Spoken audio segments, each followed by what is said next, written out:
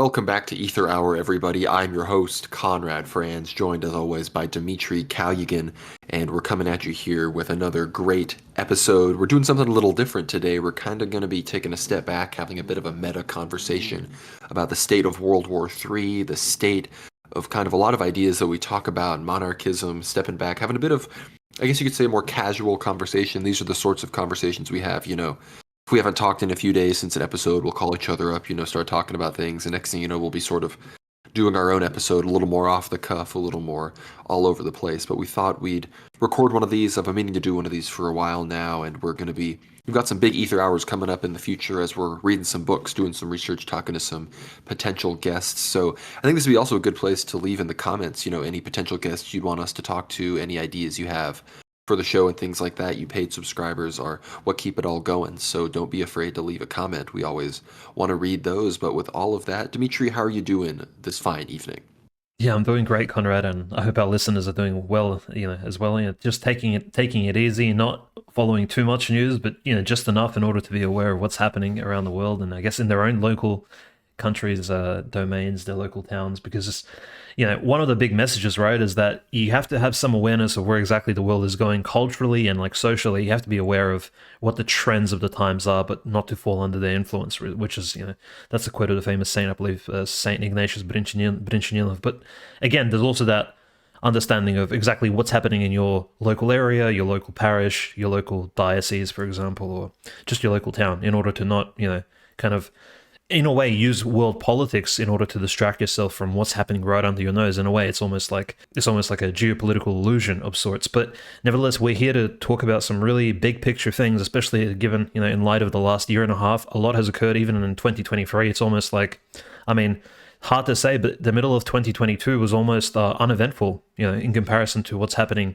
just, I guess, since the beginning of this year. So yeah, things have, escalated quite significantly, and the world is taking a certain shape, especially in this second decade of the 21st century. And I suppose it's pretty clear what kind of shape that will be. I mean, we see a strong Israel in the Middle East, we see a rising China, we see Russia as well trying to get up off its feet, off its knees, essentially, that it's been on for about 100 years, and a lot of turmoil in the United States. Let's just not forget that. So the richest economy on earth is shaking, and just sort of the shakes will cause tremors around the world as well. It's sort of like the movement of tectonic plates of sorts. So here we are, kind of discussing this with you, Conrad. So I guess let's break it down. And there's a lot of various issues around the world, and you can almost say like the clash of civilizations itself is occurring before our very eyes. I think it's a pretty good place in time for us to do this, have this kind of step back meta conversation, a bit of a checkpoint on the World War Now journey. We're getting close to 1 year of World War Now, and we're kind of at this point where, Trump has been arrested and we're seeing the fallout of that. But we still haven't quite ramped up into full on like 24/7 coverage, election season stuff. And it's kind of similar in Ukraine, right? We expect almost September to be when we start to see the shape of this next push and everything, what's going to happen there to come. And we're able to kind of take a step back, take a whole look at the conflict, what's going on, how other hot conflicts around the world have bounced off of it, maybe some that preceded it that have become less relevant because of it. And I think maybe at some point in the talk we'll reference, I made this map, I think it was all the way back in maybe 2020, 2021, where I assigned, 6 different colors, the two main ones being sort of the BRICS, multipolar block as opposed to the NATO Anglosphere block. And I assigned each country a sort of designation in a hypothetical World War III hot scenario. So maybe we'll break some of that down. I may link the image in the show notes below on YouTube and on Substack, so check that out. But yeah, I think this is a good place in time here in the middle of 2023, end of the summer, to kind of break everything down, have a broader conversation, and give you guys a look at kind of how we just talk about things a little more casually behind the scenes. But Dimitri, what do you kind of think is, when we started the show, what has kind of surprised you in the world since everything, what hasn't surprised you? Did you think that are we more or less vindicated than you thought we'd be around this time? Like, what are your thoughts? Absolutely. I almost predicted that, in a way there was two positions. There was that, well, the conflict was going to die down and it was going to de-escalate very suddenly, almost like into Minsk Free, for example, what happened in 2014. And that really occurred before our very eyes. We were sort of like witnesses of it. We had family essentially from those regions, so we could kind of tell how it was going to de-escalate, and that was an example which I mean, we kind of witnessed it for ourselves, and that's not what occurred last year, and that's not what's happening now in any way. And also that's not how other countries are also interpreting it. We see countries like Turkey, we see countries from Asia, they're all watching with a lot of attention, learning from this. And in many ways Africa is, you could say, the first place where this conflict has kind of spilled over, and they've used it as I suppose fuel in a way, like the Ukrainian-Russian war. You can say the SMO, that it's been used as a sort of as an excuse to almost rid themselves of this, you can say the NATO One World Alliance. Like they're really naming, and even the Wagner flags and the Russian flags, they're using what's happening in Europe as a certain, like it's almost they're bringing the World War to Africa in order to free themselves from the dominion of the white man, or whatever they want to call it. Right? It turns out that dominion is not exactly of the white man, but maybe of people of certain different ethnicity, and perhaps that have lived in Europe and have ruled over Europeans and even white Americans and those of North American origin for a very long time. But the Africans have definitely felt that dominion over them, and they've taken the World War and brought it to their own continent first and foremost by trying to, rid themselves of these NATO EU chains. And I kind of didn't expect that to occur. Frankly, I was a bit more pessimistic. I initially thought, well, this conflict would maybe grow on to affect a lot more Orthodox countries, but it is, and it wouldn't really strike far beyond that. Frankly, not go beyond, say, countries like Georgia, Russia, maybe even Serbia and Kosovo. That was the, but in fact, it seems that a lot of these countries are actually turning on these NATO globalist powers around the world. Like they're seeing this as an opportunity to break free of any sort of globalist influence. The thing is, and I think that's scary, is the fact that multipolarity in and of itself does provide each one of these massive civilizational countries, this, even the members of the new BRICS, even the updated BRICS, a sort of personal individual independence where they could seek out their own sovereign interest in their own local regions, locales. Like Egypt definitely has different goals about what they want to do to, I guess, the Middle East or their particular territory surrounding Egypt than, say, for example, Ethiopia, or even Iran these days, or even China, right? There's huge prospects for each one of these huge multipolar, sort of like civilization states, and I think that's kind of where that's kind of where this breaks kind of free from our typical vision of the world.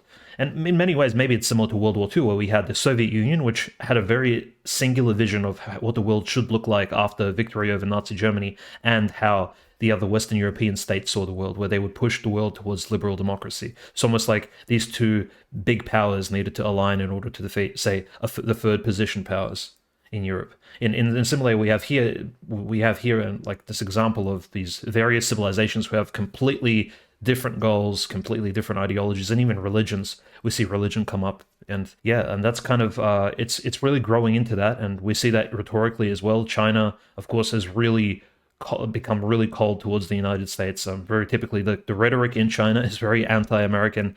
India is a bit very cautious, still kind of juggling between itself, the various powers around it. And yeah, I think that's kind of what we're looking at, this massive, in a way, this massive sort of slow burn escalation where the entire world is becoming free, unshackled, and we're going to see a lot of chaos soon. And it won't be structured. That's the other thing, Conrad. This multipolarity won't bring around this one world structure which we've looked at since the Second World War. It'll be a bit more wild.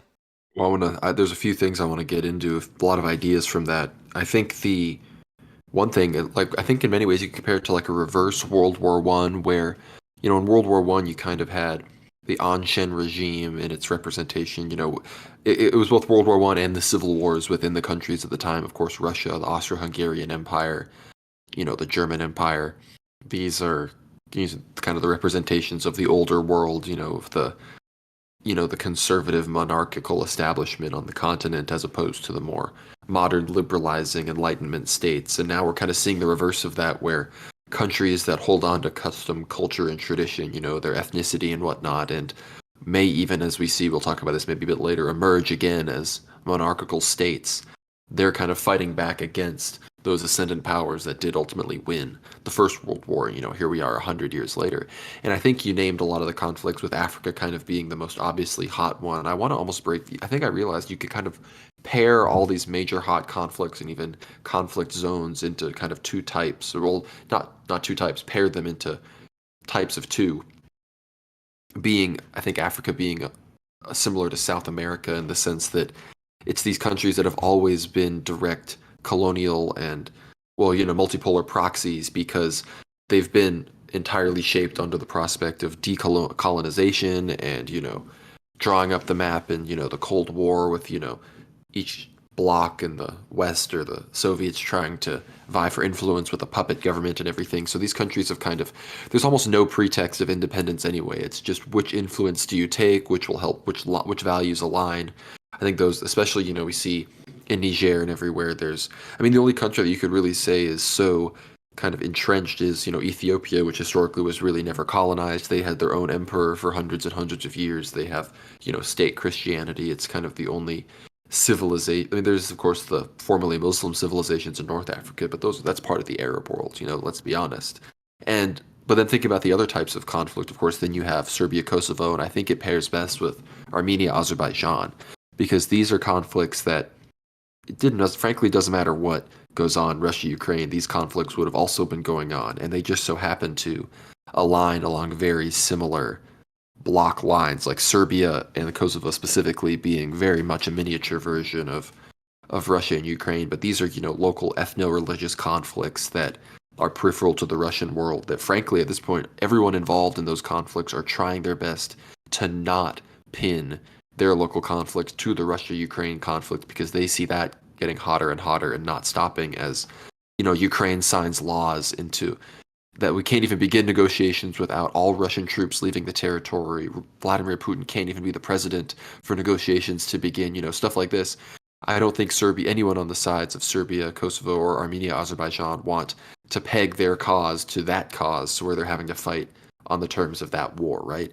Obviously, Armenia has been drifting away from Russia, but again, their alliance with Iran and Iran's hatred towards Azerbaijan is always going to keep them at least half a foot in the sphere of, the CSTO, the former Soviet states.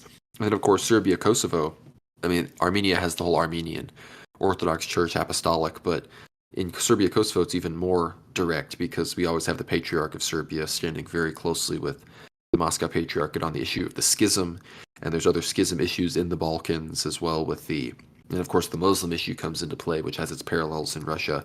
And then when you have the actual direct kind of, I would say the closest pairing to Russia-Ukraine itself, which is a, instigated by the West conflict with an established regional nation power that, has just been resisting and had enough. I think it's similar ultimately to Syria. I think the fact that Syria is still ongoing is almost a bit of a best worst case scenario. Like I'd rather see Russia, not end up, 10 years after the conflict starts, still having to try to, I don't know, drive a NATO faction out of a portion of its territory like we still see in Syria. And of course, Syria and Ukraine kind of bring together the Turkey issue, which is such a major thing that we talk about on the show. But again, Assad is still in power. This is something that the entire collective West even invented new technology. I think it's widely understood that Twitter itself was invented to facilitate the Arab Spring back in 2010, 2011, which, again, the only nation where it really didn't succeed super well was Syria, and it facilitated the Syrian civil war, and we're still there now. We're still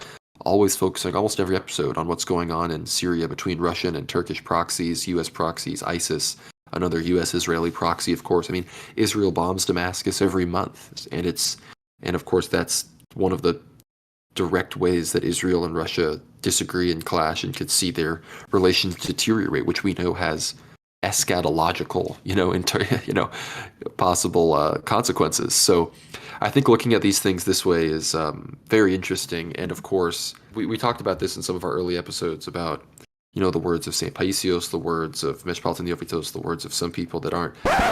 Thank you for listening to the free preview of Aether Hour, episode 15, everybody. We assure you this conversation is just getting warmed up.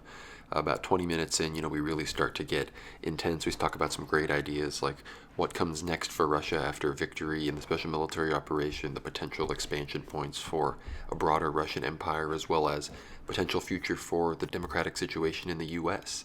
as Trump's arrest, and the fallout from that happens. So thank you so much. Be sure to check the link out in the description to hear the full episode on worldwarnow.substack.com. Subscribe to get access to all the backlog Ether Hour episodes, as well as the full versions of our articles and other premium content that we put out. So thank you so much. Your support means a lot to us and makes all of this possible. So thanks so much, and God bless.